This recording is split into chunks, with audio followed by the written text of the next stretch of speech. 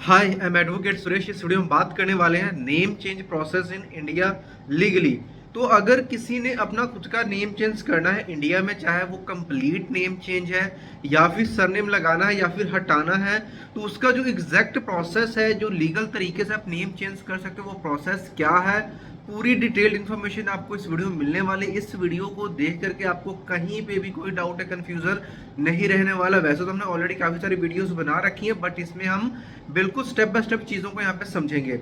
सबसे पहले चीज तो ये देखिए कि जब कोई व्यक्ति किसी भी कारण वजह से उसको नाम चेंज करना पड़ रहा है, चाहे उसको नाम पसंद नहीं है, एस्ट्रोलॉजिकल रीजन है, नाम में स्पेलिंग मिस्टेक है, सरनेम लगाना है, हटाना है, शादी के बाद नाम चेंज करना है, whatever is the reason, जो प्रोसेस है बिल्कुल सेम फॉलो होने वाला है।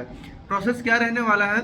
सबसे पहले तो यहाँ पे देखिए, एक सवाल ये रहता है कि नाम चेंज करने की क्या कोई एज लिमिट है?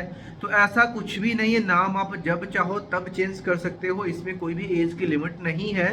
नाम चेंज जब आपने करना है तो आपको क्या क्या लीगल यहाँ पे कॉन्सिक्वेंसेस फेस करनी पड़ सकती हैं, आगे उनके बारे में भी बात करेंगे। पहले प्रोसेस को समझते हैं कि एग्जैक्ट प्रोसेस क्या फॉलो होगा। सबसे पहले तो आपको बनवाना पड़ेगा एक एफिडेविट। जब आप एफिडेविट बनवाओगे, उस एफिडेविट में आप मेंशन करोगे आपका नाम, और जो भी आप एफिडेविट बनाओगे वो आपके पुराने नाम से बनेगा, जो आपका प्रेजेंट नेम है उस नाम से आपका एफिडेविट बनेगा। और एफिडेविट को बनाने के बाद उसमें आप डिटेल दोगे कि आज के बाद आपका जो नाम है चेंज करके आप इस नाम से जाने जाओगे। उस एफिडेविट को आपने 10 रुपए या 50 रुपए के स्टाम्प पेपर के ऊपर नोटरी से अटेस्ट करवा लेना है। और अगर केस सरनेम लगाने का है तो सेम एफिडेविट को आपने अपने एरिया के एसडीएम से टेस्ट करवाना है। ओके, जब एफिडेविट बन जाएगा तब हम बढ़ेंगे स्टेप 2 की तरफ। स्टेप 2 में क्या करना है? उस एफिडेविट की कॉपी को लेकर के आपने एक अपने एरिया के जो भी न्यूज़पेपर है उसमें अपने ऐड देनी होती है। और बहुत सारे लोगों को ये नहीं पता होता कि ऐड कहाँ किस तरीके से देनी है, या जो पूरी फाइल है उसका भी सोल्यूशन आपको बता दूंगा। इवन ऐड वगैरह देनी हो उसमें भी हम आपकी हेल्प करते हैं, उस प्रोसेस को भी आगे समझेंगे। जब आप ऐड दे देते हो, जब आपने ऐड दे दी, उसके बाद में थर्ड स्टेप आ जाता है कि आपने एक गजट की फाइल बनानी है। क्योंकि जो गजट नोटिफिकेशन ही एक ऐसा डॉक्यूमेंट है जो कि आपके लिए प्रूफ बनेगा नए नाम का, और उसी डॉक्यूमेंट से गजट नोटिफिकेशन की मदद से ही आपका Aadhaar, PAN card, passport, PAN card, जो भी डॉक्यूमेंट उसमें आपके नाम चेंज हो जाते हैं। ओके, तो अभी ये जो सारा प्रोसेस हम सीख रहे हैं वो गजट नोटिफिकेशन का ही है।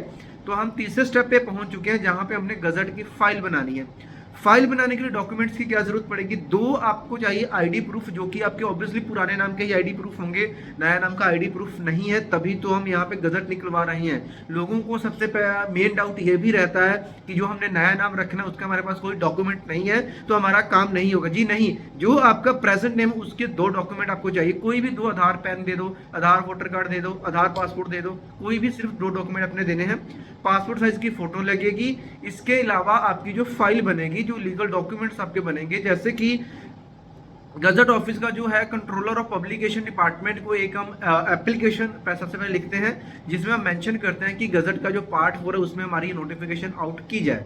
ये फाइल कहाँ से बनेगी, किस तरीके से, ताकि कोई प्रॉब्लम, इसका फॉर्मेट क्या होगा, वो सभी चीज़ों के बारे में डिस्कस करेंगे।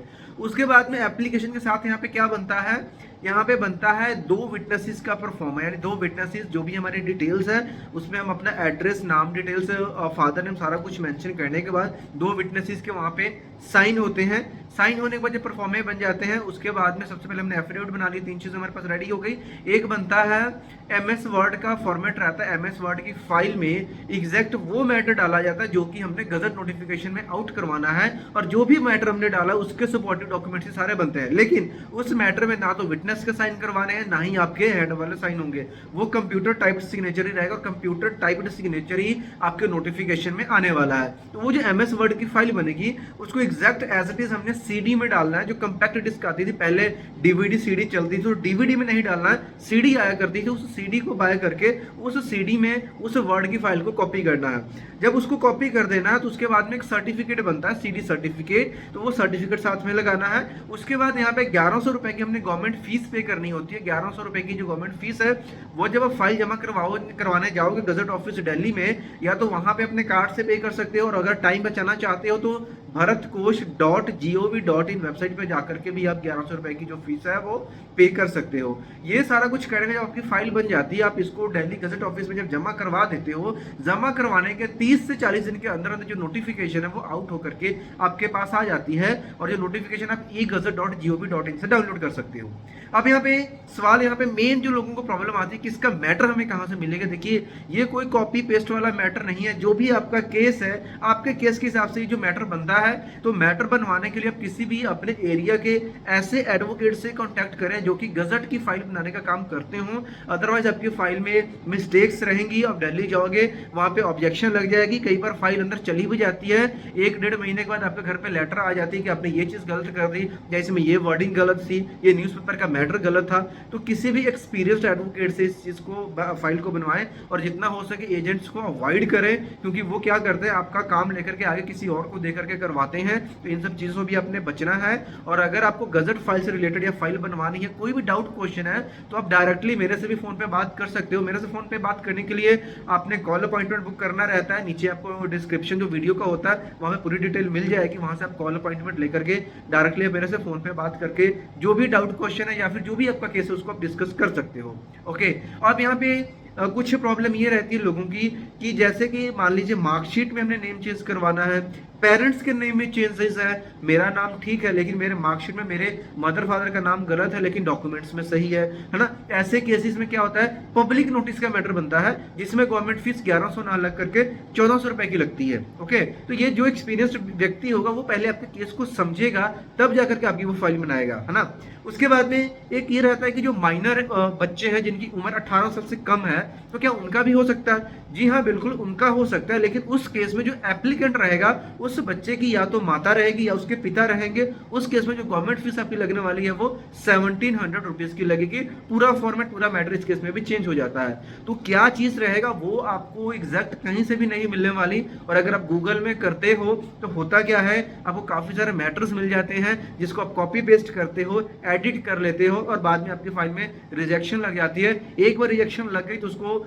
सही करवा पाने में बहुत दिक्कतें आती हैं, 3-3, 4-4 महीने का समय निकल जाता है। तो किसी एक्सपर्ट एडवोकेट से अपने ये काम करवाना है। ओके, अब यहाँ पे बात आती है कि ये सभी चीजें हम करवा रहे हैं, नाम चेंज करवा लिया, अगर मैंने मार्कशीट जो है मेरी 20 साल पहले मैंने 10th कर रखी है, और अगर आप उनके पास जाते हो, अगर वो आपको नया मार्कशीट नहीं दे रहे हैं तो क्या होगा।